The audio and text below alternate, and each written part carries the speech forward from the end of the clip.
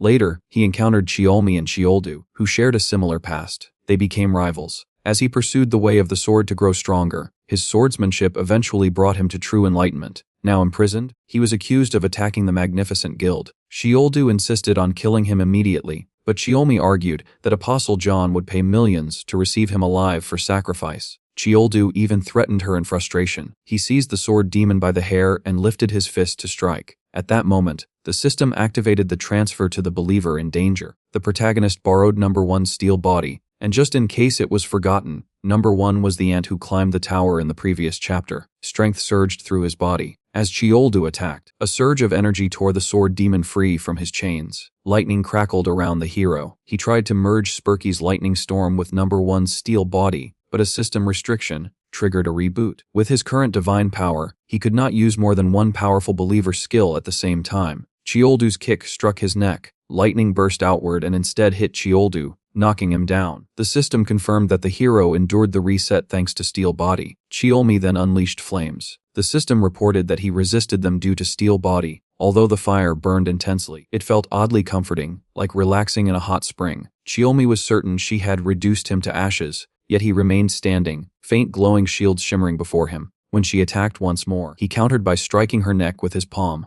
The borrowed time expired. Steel body returned to normal. Chiolmi collapsed. The system declared that the mission to rescue the fanatically devoted believer had been successfully completed, and the hero's talent would now bloom fully. He waited for a dramatic change, wondering if his writing talent would become extraordinary. Nothing noticeable happened. Instead, the sword demon gazed at him with admiration, praising the incredible way he had defeated his enemies. Before they could depart, dark smoke swirled into view. Apostle John stepped forward with a smile. He was the one overseeing sacrifice rituals for the god of destruction. He expressed that it was an honor to meet the main character. The protagonist inwardly labeled him another lunatic. He shouted, then froze in place without responding. The protagonist concluded that this pervert was truly a genuine psycho. The protagonist lifted his eyebrows in shock when he saw the total number of ritual sacrifices. He lowered his stance before the apostle, realizing he could not read the inscription hidden behind the question marks, so he had to remain cautious. Johann placed his hand over his chest and smiled, calling him brother. The protagonist stiffened, silently commanding him not to step any closer. Johann opened his arms wide, trembling with excitement because he had finally come face to face with the protagonist. The sword demon moved in front of his god, warning Johann not to advance, but Johann clicked his tongue in irritation, struck him across the face, hoisted him into the air, and flung him away, leaving a glowing streak behind. The protagonist found it unbelievable that the sword demon, who had once defeated the lightning empress, was cast aside so effortlessly. Johann then questioned which god the protagonist served. Our boy lifted his fist and firmly declared that he followed his own god. A skill transfer began. He unleashed lightning storm, sweeping his arm forward as a radiant trail cut through space and bolts of lightning wrapped around his fist. Johann's eyes widened as the luminous punch collided with his chest. At the same time, a butterfly-winged creature headed toward the black tribe village concealed within a thick forest. A man, carrying bundles of branches, cautioned the children not to wander too deep while ants scurried and played nearby. The creature's bright eyes flared open as it released a wave of poison. Vivid green currents burst from its body, and the ants began coughing, clutching their throats in pain. He understood that eliminating followers would reduce the evil god's strength. Returning to the the fight, the protagonist struck Johann once more, another glowing trace marking the blow. The apostle was hurled backward and slammed into the ground. The MC inhaled heavily, reflecting that even in combat the pervert still held true. Yet streams of energy gathered around Johann's feet, and he rose again, encased in shining power. No matter how often he was hit, Johann kept getting back up, calmly declaring that it was pointless, since he would always revive. The time limit on the borrowed powerful abilities had run out. The protagonist had nothing remaining. Johann taunted him, asking if that was the extent of his brother's strength. Realizing he had no alternative, our boy pressed his thumb against his forehead and activated the skill that multiplies the thumb of a god. A flash of light erupted, and an irritated clone appeared before him. Johann chuckled, entertained that the hero possessed a second personality. The protagonist felt uneasy because the clone had beaten him before. The clone exhaled deeply and warned that the Gayami tribe was in peril, reminding him that divine power diminished when followers perished. Wrapped in spiraling energy, Johann attacked again. The clone evaded swiftly. The MC attempted to shield himself, but the shock wave blasted him backward. Calling Johann a worthless weak thing, the clone instructed protagonist to burn it, and then vanished in a streak of light. The protagonist shook with uncertainty while Johann prepared another strike. Suddenly, our boy recalled the radiant energy that had once surrounded his hand. Realizing the clone's meaning, he slowly raised his middle finger toward Johann. With a confident smile, he activated the divine middle finger, understanding that his own power had been with him all along. Standing before Johann, the protagonist unleashed the condemning middle finger of a god. His hand radiated light, and the man's eyes widened in astonishment. The protagonist let out a battle cry and swung his hand.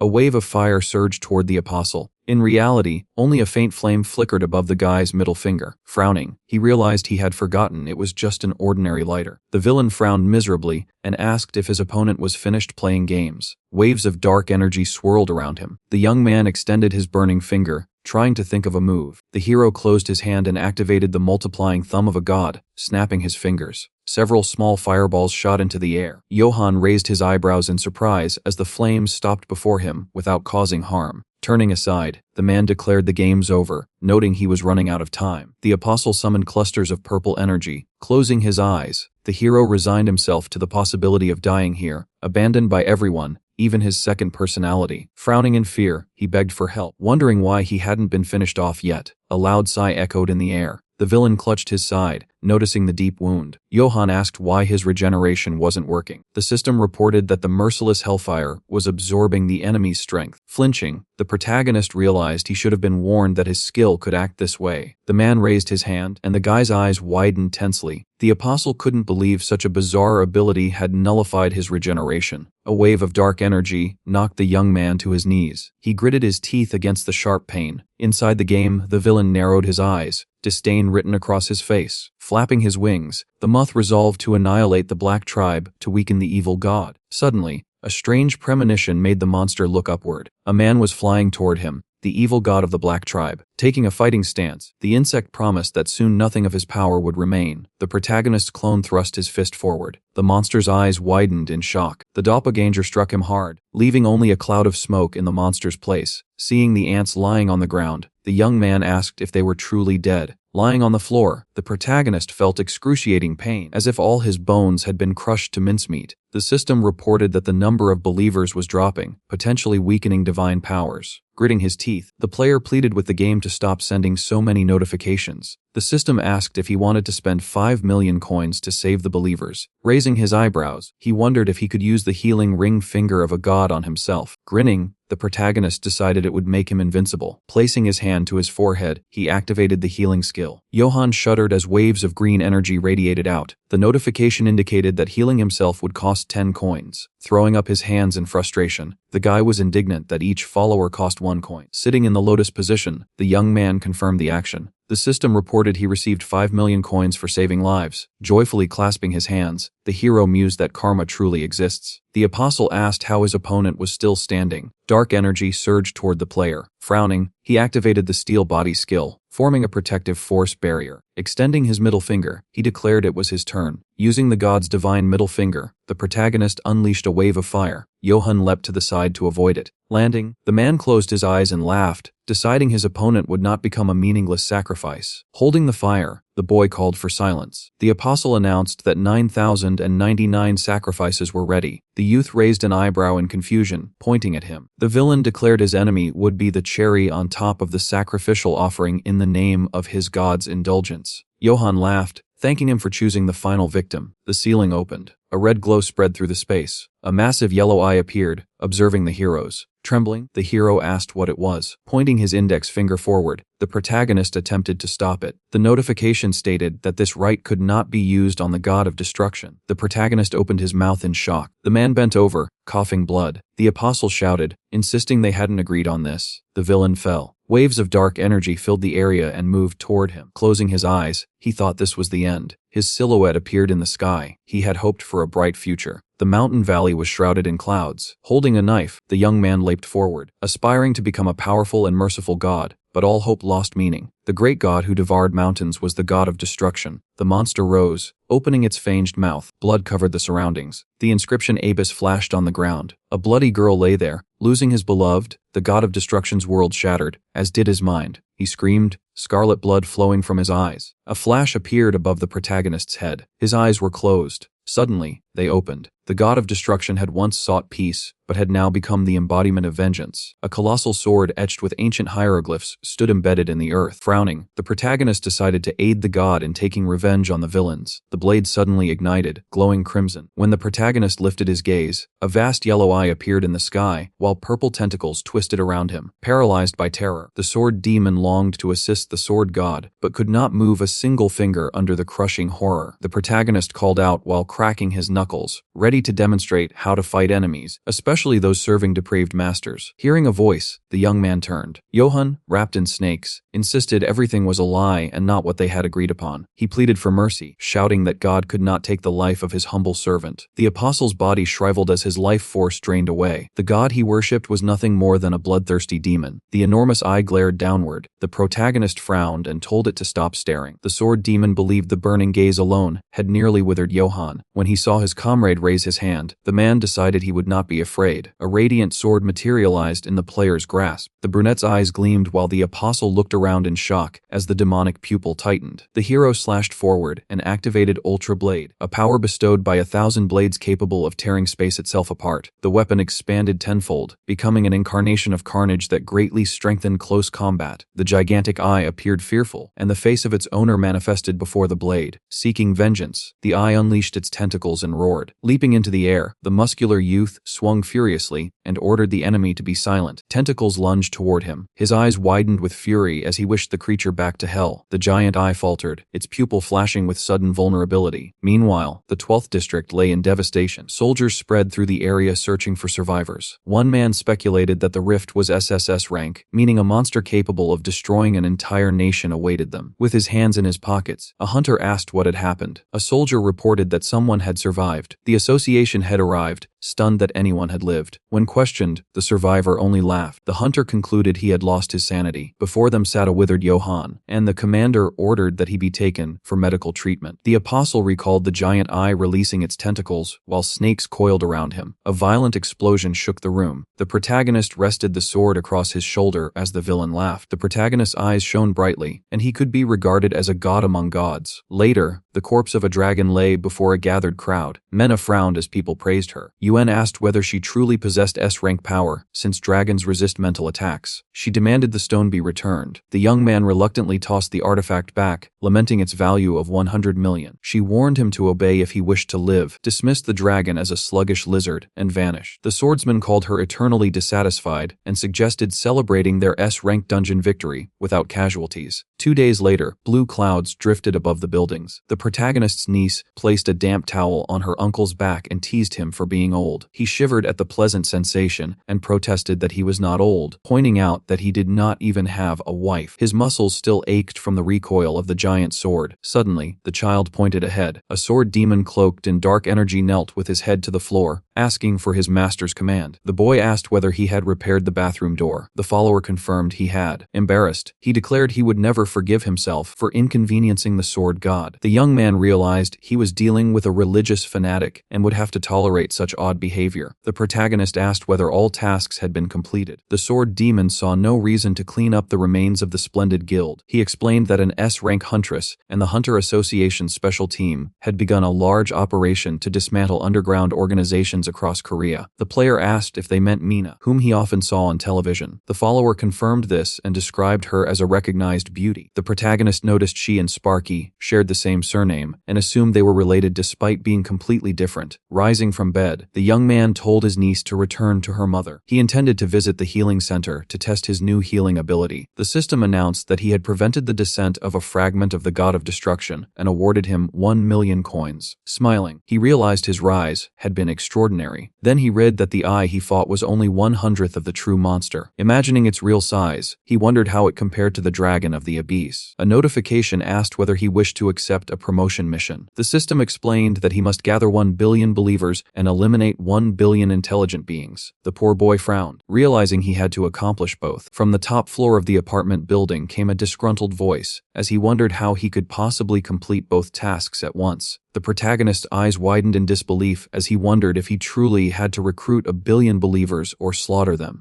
Then he noticed an alternative: recruit or eliminate 10 S-rank hunters. A system window appeared, listing the promotion missions. Low-rank Good God mission: gather 1 billion believers or convince intelligent beings of S-rank or higher to follow him. Low-rank Evil God mission: accumulate atrocity points by killing at least 1 billion sentient beings or slay S-rank or higher sentient beings and absorb their power. The protagonist pressed his palm to his forehead, convinced there had to be another way. A faint smile formed as he imagined character icons and realized he could pit these stalkers against one another. With subtle manipulation, he could complete the objectives. He chuckled while staring at his phone and mentally commanded them to begin fighting. A girl nearby watched him nervously. He stood in a hospital corridor packed with people. Hearing loud puffing sounds from behind the door, he stepped inside. Sparky was doing push-ups despite being wrapped in bandages. From now on, let us call her Marie. She sprang up happily when she saw him and said she was glad he came. When he asked why she was not resting, she replied that she could no longer lie down because she felt glued to the bed.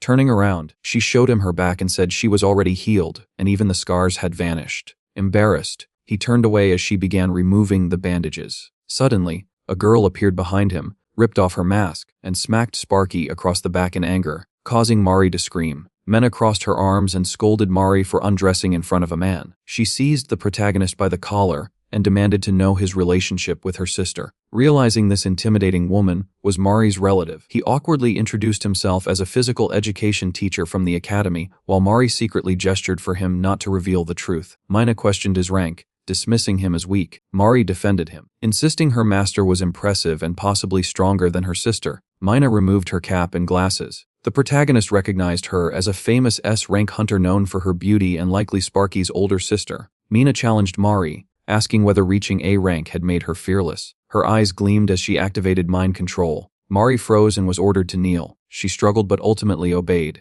The protagonist stepped forward and asked Mina to calm down. She shouted at him to leave and used mind control on him as well, but it failed. Mina's eyes widened in shock. Mari stood up and proudly declared that her master had resisted her sister's primary ability. Mina demanded his rank. Sweat trickled down his face. Admitting he was G rank felt humiliating. To his surprise, Mina suddenly bowed, apologizing and saying it was difficult to recognize a mountain standing too directly before one's eyes. She asked him to look after Mari and left porridge for her, acting indifferent yet revealing her concern. Mina, age 24, is the messiah of the god of destruction and carries the curse of the abyss. Before she left, the protagonist asked about her recent hunts and whether she had been cursed. When he mentioned sensing the curse of the abyss, her expression turned frightening as she demanded how he knew. He explained that he sensed it through a detection skill. She brushed it aside, though her mood shifted abruptly. Inwardly, he compared her to the two-faced Janus. After she departed, he reflected on her overwhelming presence as an S-rank hunter with telepathy